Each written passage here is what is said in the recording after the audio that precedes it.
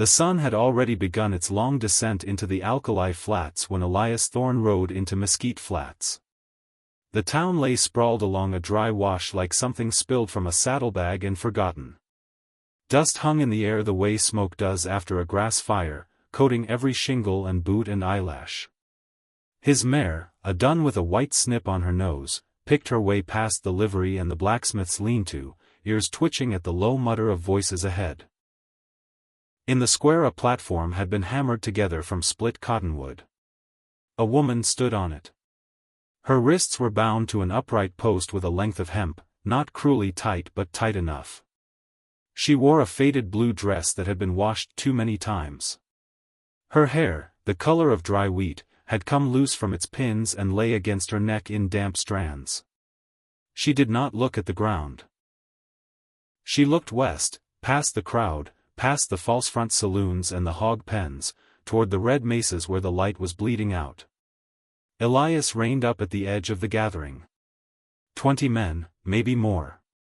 He recognized the type, ranch hands with wages burning holes in their pockets, a couple of drifters, the fat mercantile owner, and Sheriff Harlan Crow leaning against a wagon wheel with his thumbs hooked in his belt.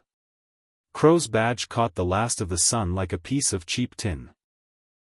The auctioneer, a one-armed man named Peck, cleared his throat.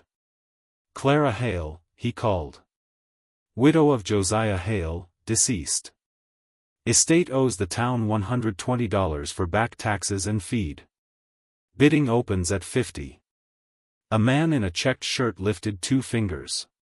$50. Another voice, $60. Clara's jaw tightened. That was all. Elias sat his horse without moving. He had come into town for salt and a new cinch strap and maybe a night's sleep that didn't involve rocks. He had not come for this. Yet the woman's face held something he recognized the way a man recognizes an old scar in the mirror. Not fear exactly. A kind of exhausted refusal. The bids climbed. 70. 85. Crow raised a hand. 100, he said, and smiled without showing teeth. Silence stretched. Peck looked around. 100 once. Elias heard his own voice before he knew he meant to speak. 120. Every head turned. Crow's smile thinned. Peck blinked.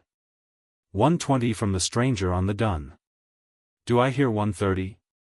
Crow stared at Elias a long moment. Then he shrugged, as if the matter were already settled elsewhere. Let him have her. Town gets its money. Saves me the trouble of feeding her. Coins changed hands at the mercantile table. Elias counted them out from the small leather pouch he kept inside his coat, every last dollar he owned in the world. Peck untied Clara's wrists. She rubbed the red marks but said nothing.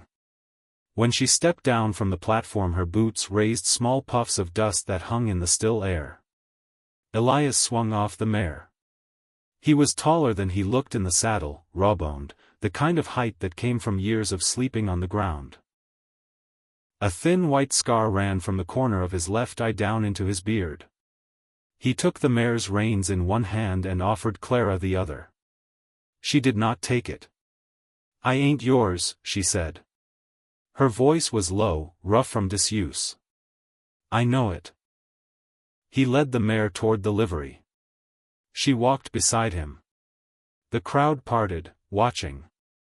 Someone spat. Inside the barn the air was cooler, smelling of hay and horse piss and liniment. Elias paid the liveryman for 2 nights and a stall. Then he turned to Clara. She stood with her arms crossed tight over her chest. You can sleep here tonight, he said. Mare's gentle. I'll take the loft. She studied him. You paid more than she's worth. I paid what they asked. Why? He looked at the straw under his boots. I once watched a man sell his daughter for a team of mules. Didn't do a thing about it. Figured maybe today I could do one thing different. Clara gave a short, bitter laugh that wasn't really a laugh. So you bought yourself a conscience. Something like that. She sat on a bale. For a long time neither spoke. Outside, the town settled into its evening noises, piano from the saloon, a dog barking, a woman calling a child in for supper. Elias unsaddled the mare, brushed her down with slow strokes. The rhythm steadied something in him. After a while Clara said, "Josiah died of lung fever last winter. We had a quarter section up on the bench. Good grass." Crow and the bank men came with papers saying the loan had been called. Papers I never signed. Next thing I know I'm in the square with my hands tied. Elias nodded once. He had heard versions of the story in half a dozen towns. Same song, different fiddler. "I ain't going back to that," she said quietly. "I ain't asking you to." Night came down hard. They ate cold biscuits and jerked beef from his saddlebags. The lantern burned low. Clara fell asleep sitting up, head against a post. Elias climbed into the loft and lay on his back with his coat for a pillow. He listened to her breathing below him, uneven at first, then slow and deep. He thought of his own wife, Ellen, and the little girl who had ridden on his shoulders through the high meadows of Colorado before the cattle war came. Before the night the house burned and he found what was left of them in the ashes. He had killed the men responsible, every one. It had not brought them back. Nothing ever did. In the morning Crow was waiting outside the livery with 2 deputies and a Winchester across his saddle. The sun was barely up. The street still held the cool of the night. "Morning, Thorne," Crow said, reading the brand on the mare's hip. "Heard you was from up north. Wyoming, maybe." Elias stood in the wide doorway, thumbs in his belt. "That's right. Wyoming man might not know how we do things down here. Woman was town property till you stuck your oar in. Now she owes me for the trouble." Clara stepped out behind Elias. She had found a piece of rope and tied her hair back. She carried the small bundle she had come with, nothing but a comb and a spare shirt. Crow's eyes moved over her. "You come on back to the jailhouse, Clara. We'll square this peaceful." "No," she said. Crow sighed like a man tired of children. He nodded to the taller deputy. The man drew his pistol. Elias moved then. Not fast. Just the way a man moves who has done it before and knows exactly how much it costs.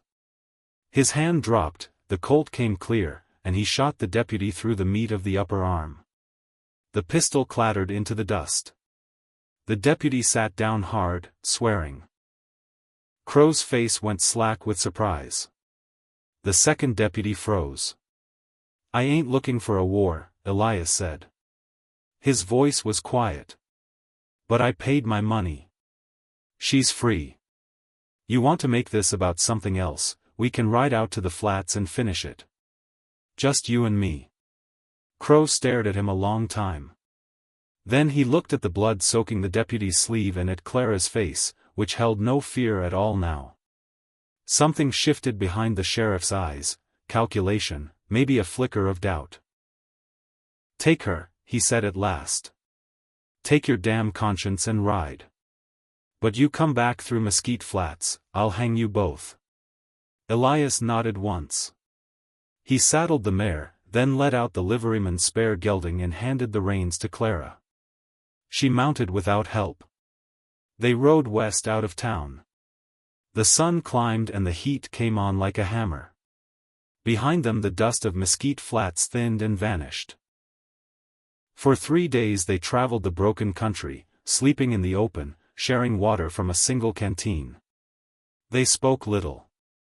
Once, at dusk, Clara asked him about the scar on his face. He told her. The whole thing, Ellen, the child, the fire, the years after when he drank and rode with men who were worse than the ones he hunted. How one morning he woke up in a lined shack with a dead man's blood on his hands and decided the killing had to stop or it would finish him. She listened without interrupting. When he was done she said, I used to pray every night that somebody would come for me. Then I stopped. Figured God had better things to do. Elias looked at the fire. Maybe he sent the wrong man. Maybe he sent the only one left. On the fourth day they reached the shallow pass that led down into the San Pedro Valley. Green grass showed along the creek. Clara reined up. She sat looking at the land the way a person looks at something they have already lost once. I got a cousin in Tucson, she said. She runs a laundry. Says there's work. Elias nodded. He took the small roll of bills from his coat, the last of what he had kept back from the auction, and pressed it into her hand. Buy yourself a ticket on the stage. Don't look back. She closed her fingers around the money. For a moment her eyes filled and she fought it hard. Then she leaned from the saddle and kissed him once, quick and dry, on the corner of the mouth where the scar began. You could come, she said. He shook his head. I got a ways yet to go. She understood. She touched the brim of her hat the way men do, turned the gelding, and rode down the long slope without looking back. Elias watched until she was a small dark shape against the grass. Then he swung the mare north, toward the high country where the air stayed cool even in summer. The scar on his face pulled a little when he smiled, which was rare. He did not know if he had done right or merely delayed some other wrong. He only knew that for the first time in years the weight in his chest felt lighter by the measure of one woman who was no longer bound. Behind him the desert wind erased their tracks. Ahead the mountains waited, blue and indifferent, holding whatever came next. He touched his heels to the mare and rode on.